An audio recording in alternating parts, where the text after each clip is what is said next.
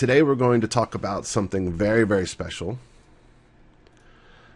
If you are considering search engine optimization as a service, today we are going to be talking about SEO versus PPC, which is commonly known as pay-per-click, and search engine optimization. Today I'm going to do my best to not be on SEO's side way too much. I am a proponent for good programming and other things that make a necessary marketing advantage versus your competitors. But I do know that PPC exists, and it does serve well for people who look for it. So today I'm actually going to talk about 5 reasons you should stop playing for clicks today, and these reasons are important to understand. I'm very fascinated with the world of search engine optimization, and I can tell you that nobody knows everything about search engine optimization. But PPC is just as complicated. There are many people who have gotten their certifications with Google AdWords and have turned companies into multi-million-dollar industries off of doing things correctly. So I'm going to touch on the surface and not get too technical and just kind of get started here. So I want you guys to get used to the interface. You'll see a couple of options around. I'm going to test your usability real quick. And if you don't mind, look for the raise hand piece. And if you see that, go ahead and raise your hand. Aha, it goes, there we go. I see people lower, yep, perfect. Thank you. Awesome. So there is going to be a little interaction here soon. So I will ask these questions and you will raise your hand. So awesome. Thank you very much. So let's get started here. Today, Francis is helping out with moderation and looking over some few things in the background, while my beautiful mug right there, Lucas Schaefer, that's me. And today we'll be talking about all this stuff and having a good time. And if you haven't met my family, this is a great time to take a good peek. The little guy in the middle, he's 6 months old. His name's Rhett. Top right, his name is Broughton. Probably my favorite kid, but don't say I said that. And bottom right, you'll see my oldest son, Gus, and my wife down there, Whitney. I always like to put them in the middle of this because I want everybody to know that I love my family, but I also love my extended family. Everybody that works at Stand Stretch is valued and very important to what we do, and I appreciate their time and patience with our business over the last 8 years, and really hope that they learn and they stick around for a while. So today I'm going to make a very simple argument here. I've got a preamble, something that I think everybody should know before we get started, a preface of sorts. Then I'm going to talk about some stats, some things that you need to be able to understand before I can really get into why the reasons I've selected today that are so important for the choice between search engine optimization and pay-per-click. And when we talk about those stats, you'll really garner some really cool information. At any given time, you may pull out your phone and snap a picture of the screen and make me feel real special by using the stand and stretch on the side there, and then you can also hashtag stand and stretch, which is also important. So let's get started. I've asked this question a lot over the past 2 or 3 months, and I'm going to ask you. And this is a strange thing to think about because it kind of feels like, well, you know, you're just not supposed to, right? So I'm going to ask you guys to raise your hand. If you've clicked on a Google ad in the past year, please raise your hand. Steven, I see your hand. You're just being my one-off person. Well, I ask this question a lot, and almost always I get the answer, well, I don't. Well, this leads me to believe that there's something going on here. And if I were to try to associate this to some kind of stat and tell my customer that, you know, hey, we're driving quality traffic, I just can't prove it yet.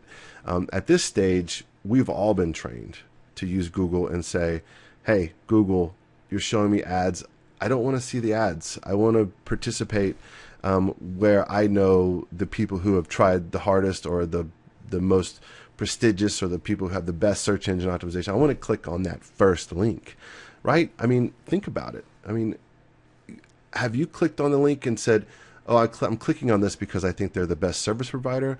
Or did you click on that link because you thought it was 50% off or a free estimate? Or what kind of manipulation or gimmick did they try to put in there to make you click there?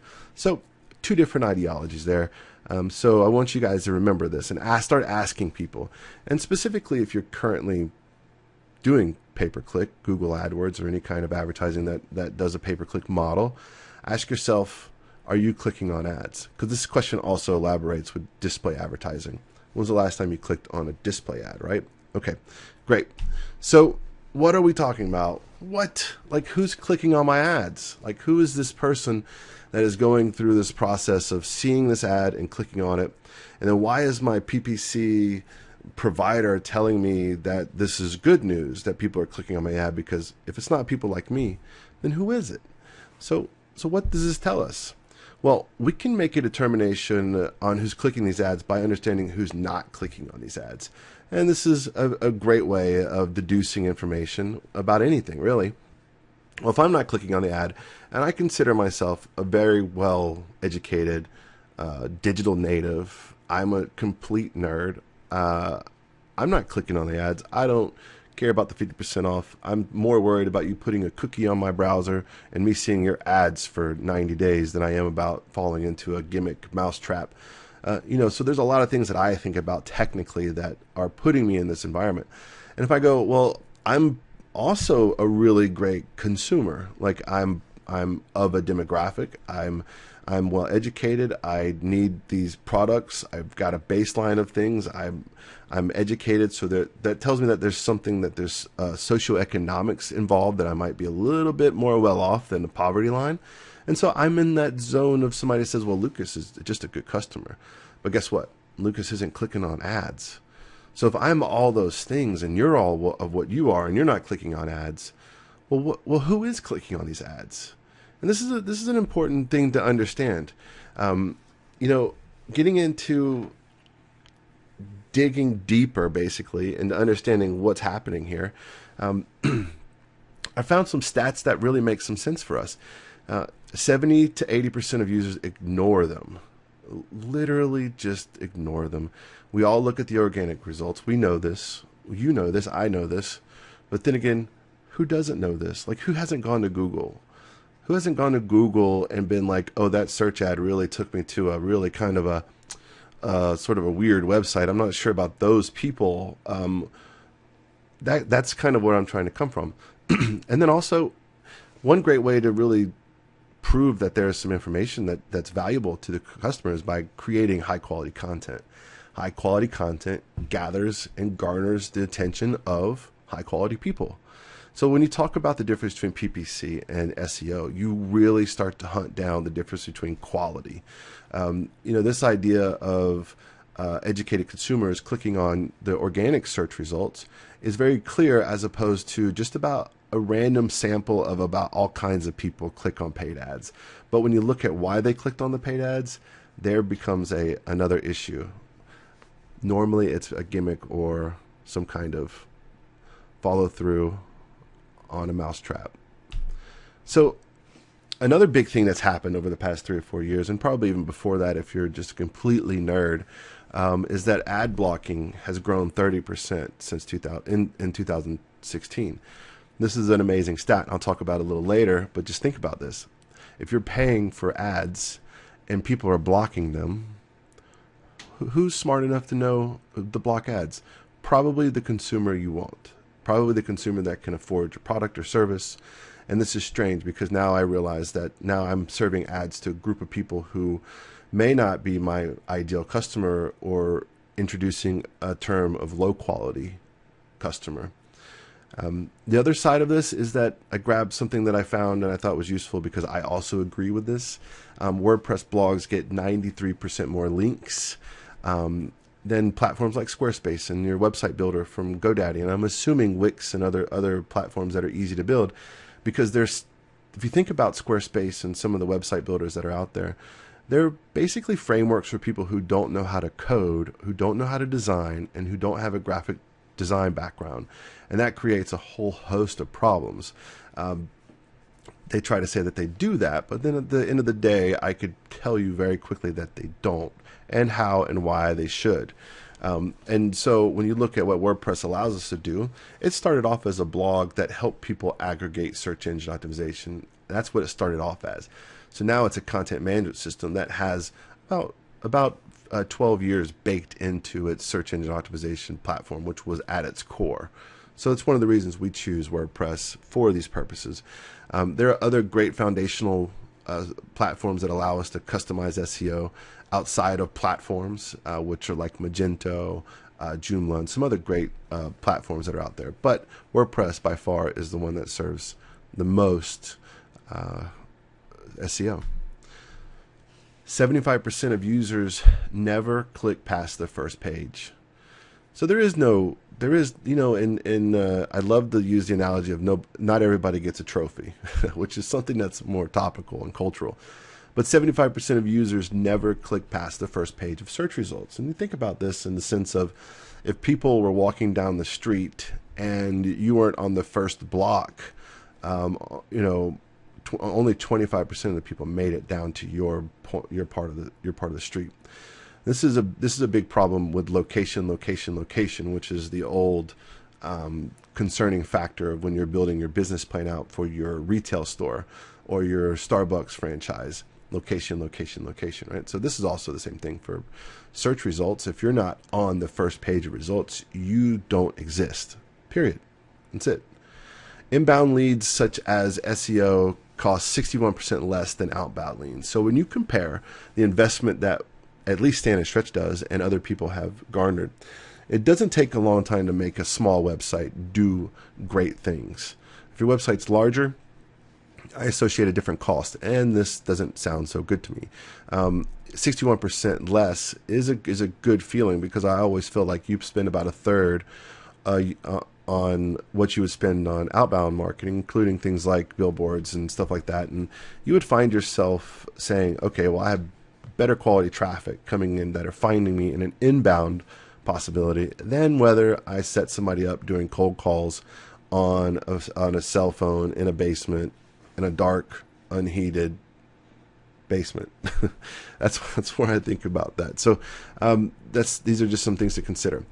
So also, organic search delivers more volume at better cost. So we know this. We build out these search engine optimization strategies, and we look at keyword volume, and we look at the keyword difficulty, and we look at the competition that exists that is previously scoring well, and we start to put you in front of that fire hose. We start to move you closer to what I like to think is the roadmap to success for search engine optimization. And once it's set up, you will start to realize that your website performs better. Google likes it. Other people will like it as well. So paid search ads, even if that you do see them, you scroll right past them. And this is some good resource information from Search Engine Land, one of my favorite resources for search engine optimization. And again, shout out to searchengineland.com. So what are the results here? Well, I can tell you that if you're doing pay-per-click advertising, you should, and you don't know about any of the stuff that I just told you, you should pause your campaign. You should say, hold up, we're spending $5,000 a month on pay-per-click, and we're getting traffic, we're getting these things, and they're great, but how can we tweak them? I'm about to give you 5 solid reasons why you should do that exactly right now, and basically show you how we can get you on the best roadmap for success, even if you're going to continue using PPC. So it's easy, right?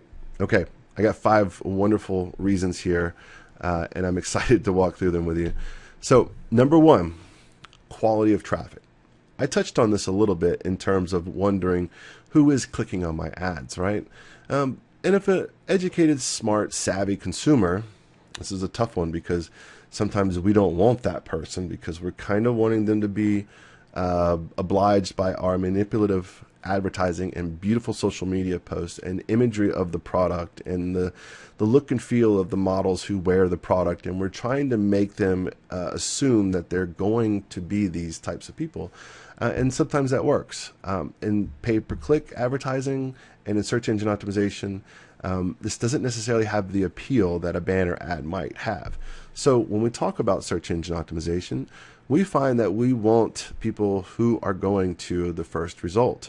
We also find that about a third, or 36% of the people who cross into the first page of Google results end up clicking on the first position result. Yes, that means that 1/3 of the people who land on Google end up clicking on the first position search result. So and there's some other factors that go into that, and I'd love to have a conversation about those numbers. So quality of traffic is important. And one of the big analogies that I provide is how we defer quality of traffic into quality of lead. We've done a lot of work, and one of the most successful cases we worked with an attorney's office, and I remember very clearly learning this on myself, but also hearing about this from other attorneys, how this is pretty much true. So think about this. They used to do this in the phone books. They would put these little ads in the phone book, and one attorney would do 2 ads. They would do an ad for divorce, and it would say something like cheap divorce, $500 divorce, uncontested divorce, the things that maybe people understood that were quick and easy. An uneducated person or a first-time divorcee might fall into this category. They might be uneducated, and the term divorce would at this point become a low-value content item. I mean, it's $500. Talk about the other side of the world. The other ad that they would put in the phone book, it said family law, and it said it clearly that family law is a bigger deal. It's a longer battle. It's mostly understood by people who have a better understanding of the process, which could result in a better educated person, higher on the rung socioeconomically, and possibly understanding that it's going to take time. And if you're an attorney, time equals much, much money. The divorce normally that is worked on $500 is handed to a paralegal and then signed off by the attorney, while family law typically stands that you will actually be working with the attorney, maybe, hopefully, not 100% sure. So when you look at this environment of keyword diversity and you say, well, what is the quality of each traffic? You have this paradigm. You have keywords right now in your business that drive crappy traffic to your website. And then you also have these keywords that you might be missing out on. And those are driving better quality traffic, better quality customers, higher value content, higher value purchasing. And when you look at the relationship between the two, they're not necessarily bad, but you should understand that the divorce is going to have much more people calling in, and I call it the noise to signal ratio. It's when the phone rings 10 times a day, but only truthfully 1 or 2 people really became a customer, right? And we know this. Our phones ring, and then we have people asking us questions, and we try to come up with the results on the phone without trying to give away what they need to know to get them in to spend the money, right? Family law becomes the same way. When they call about family law, they typically are longer lead time. They're taking more time to get money together. They understand they're getting paperwork. It's a longer process. Divorce, they come in normally hot and tempered. There was a graphic I was going to use that showed a campaign from another one, and if you just Google quick divorce and look at the image, you'll probably find that image. It's very interesting. So what are we talking about here? At the end of the day, quality of traffic matters. And if your website is not geared up for producing high quality content, whether it's your pay-per-click app platform or your search engine optimization, then you need to understand that the quality of traffic is important. And grasping that makes the decision on what to choose first, SEO or PPC. So number 2, my goodness. I've known about ad blockers for a long time, and the industry will not default and put ad blockers in for you because they understand that people got to make money, and those people are Google and Bing and the platforms that live out there, the Yahoo advertising platform, a lot of different things. But have you used these on your computer? By show of hands, is anybody sort of on the mark for using a ad blocker? Yeah, so some people have. So we've had a couple of hands there. Most of the time, this means that your paid search ads aren't being seen, and this is a frustration because if it's not about just getting rid of the noise around the website, then it's going to happen sooner or later due to safety and security issues. Not a lot of ads are conveniently checked by people because there's so many, and these algorithms miss a few. You could sort of result in the same kind of opportunities that are out there for people providing sort of the quote unquote fake news and some of this issue with the last couple of years that we've been dealing with. So people are using ad blockers to stay away from these types of scenarios.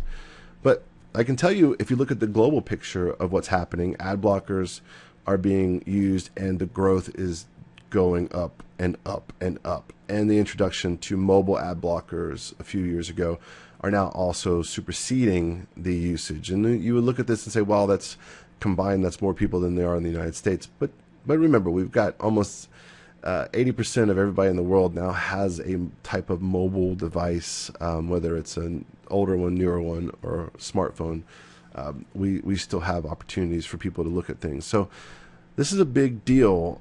If I'm buying ads, I'm rethinking this equation. Like, wow, how many of my educated, smart consumers am I pushing out of the box because I'm not reaching them? And so you can see now the pool of people that I would be marketing towards PPC is getting smaller and smaller.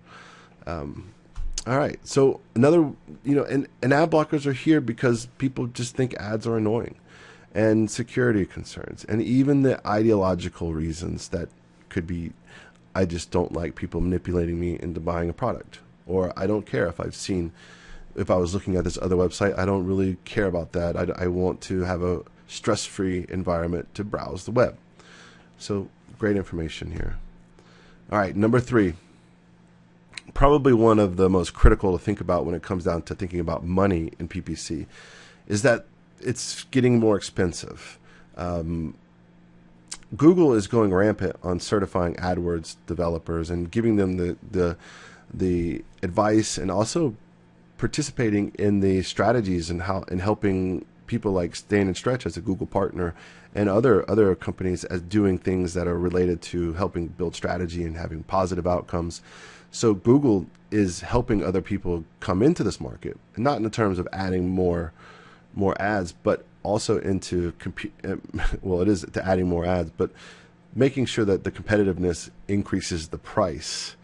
So what would you do if your industry required a $54 per click? Just talking about statistics and being very general in an all industry type model, you normally close 1 to 3% of the people who visit your website. So let's just say that your product that you sell is $5,000, and you have 100 people that click your ads, but you only close one person. Well, that's $5,000, right? So you just paid $5,491 for a $5,000 customer. But guess what? If you close 2, you've got a return on investment there of almost $4,500. And if it closed 3, you really hit the big run. Unfortunately, these averages are derived from much more than just 100 people. You would really want to see 1 to 3% come to life around 1,000 to 1,500 clicks. So you can see where we need to be. As far as cost goes, that's an enormous amount of investment. But at the same time, the biggest number one problem we've seen with PPC is the fact that people aren't spending enough money to get a result. And that's a tough realization for a small business who's just looking to get some customers. So businesses are making an average of $3 in revenue for every $1.60. This is roughly 53% ROI. So they're flipping about half back. And so when you look at spending $500 a month, you're going to hope that your customer will close or have enough traffic to develop a good conversion rate in order for you to do that. But there's some other problems that I'm going to describe to you later. While the impressions are up and clicks are up, costs are also going up as well. I'll talk later about how to get better pricing, how to get better cost per clicks. And this is a very important thing to remember. It's my number 5. So number 4, search engine optimization is the long game. Paid search advertising is paid and requires constant investment. So if you stop paying Google AdWords, well, your ads go away, and guess what? You have a centrifugal force of thinking, oh, so will all of my business and my current existing sales. I remember starting Stand and Stretch early on and understanding that there was a implicit feeling, emotional belief, and attachment to certain types of advertising that if one were to think that they had to stop doing it, they were to think that they were going to go out of business. And this has to do with billboards. This has to do with being in the phone book. This had to do with a lot of different things. And now we know that it's not necessarily true. At some core of our business, we will always have the recommendation and referral model as long as you're doing good business and everybody thinks that you're doing good business. Your reputation is key. And without it, you couldn't get beyond the recommendation referral model and get into a new consumer and search engine optimization visibility environment. So this is interesting to think about, because as SEO matures and you're investing in it, well, guess what? You don't have to pay so much for your pay-per-click advertising. Your Google AdWords paid search campaign will benefit in the long term by working on your search engine optimization in the front. You'll notice that in some cases, this is great, because I will actually recommend that a customer do a very small Google AdWords Express campaign for the first 3 months after we launch a new website. We all know that websites don't get launched and go to #1 on the search results the next day. It's almost impossible. And Google makes it so, and thus creates the opportunity for us to work on websites for 3 to 6 months before we start seeing major results, just like this chart shows. So in this long game, it also becomes about what we're creating on the website. This is why it's important that a company like Stand & Stretch sort of play this strategy role for not only your search engine optimization, but also the development and the design of your website. Most customers are going to be savvy and educated, and we like those customers, but they're also going to understand the content that generates much interest, which for you creates profit, which creates sales. And we need to look at the structure of the website. Most of the time, we call these blue blocks critical landing pages. And that means that they're critical to the business, they're critical to sales, they're critical to marketing, and they produce results. You normally see them as a form. They have a short form, contact us today. Here's a downloadable PDF. This is why we're the best in the market. Most of the other times we see, like for an attorney's office, these blue pages are keyword services that are important to drive their business, like family law, and a separate page for divorce. I'm very particular about that, because they need to be on different pages, because they're two different assets when you look at client values. So you'll see here that SEO develops over time and creates the long game. All right. My last and most beautiful explanation of why, if you're doing paper search advertising, you should push pause and come talk to us immediately. There's a problem with what most people think about PPC, and it's kind of like this. They say, okay, I'm going to put your ad on Google, and you're going to get people to come to your website, and those people are going to become customers. And that's the premise of what's sold to somebody who's buying a pay-per-click advertisement campaign. And so that's right. So we move right into that. They start sending people to their website, and then they just start noticing that they just don't have a lot of clicks, or that the quality of people who are calling that say, I found you on Google, start to turn into the $30 customer instead of the $300 customer. You know, we've seen this happen plenty of times. Back to the noise to signal ratio, sales lead gen opportunity. And then PPC requires a solid quality score. This quality score is something that's a part of the search result, what's called a micro auction, instant auction, that allows you to buy the search engine traffic. So I'm going to kind of get in the weeds here. So I got lots of cool pictures. So how does Google determine what you pay? So you bid, like you pay for these advertisements on top of Google, but how do they result in how you get scored and where you rank in what position? This is a very easy equation. Your ad is basically ranked by two major things: your quality score and also your max bid. The max bid and which is also considered what in this equation is the ad rank of the person below you, and other coincidences. Your quality score becomes an important factor in this what you pay model. So it's not where you show up as far as position, and it could be related to that because of the relevant content, but your quality score becomes a major factor in developing what you pay for Google. So let's put this into play. Lucas, I want to hear an example. Quit saying that over and over and over. So here we go. Advertiser 1 goes after a keyword. Let's say it's family law. And they bid $2. I don't want to bid any more than $2, Lucas. That's where I want to be. I want to be at a $2 max bid scenario. I'm like, okay, great. That's good. We'll try our best. Normally, we recommend what you should bid, and also Google AdWords will also recommend. And look, they've got a 10 out of 10 quality score. That means the website that the critical landing page that family law keyword is taking us to, which is a family law page on an attorney's website, is well done. Matter of fact, I don't see a lot of 10 out of 10s. You might see a 7 out of 10 on more average. And if you see a poor one, you'll see a 3, 4, or 5 out of 10. So we've got 2 advertisers, and I'm just going to talk about the top 2 here. Advertiser 1, it's got max bid of $2 and working on a 10 out of 10 quality score, while the advertiser 2 ends up with $4 max bid because they have to pay more, and probably their PPC strategist or their vendor or provider of their pay-per-click advertisement campaign is telling them that the system's saying that you guys got to pay $4 if you want to show up in a good solid position. And if you've heard this story before, please please call me today, because it's just not true.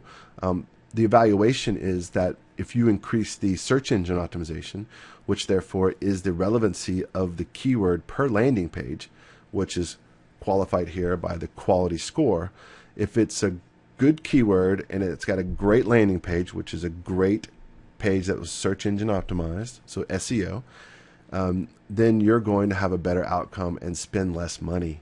Wow, so this is kind of the big thing that I wanted to tell you. This is a paramount ideology on where you should start.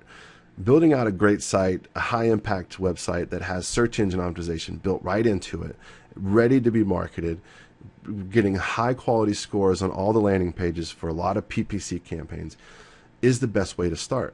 Getting that search engine optimization campaign or one-time project started to look at the results of what your current website is doing, and making sure that you have a unique landing page for the keyword that you're using is important.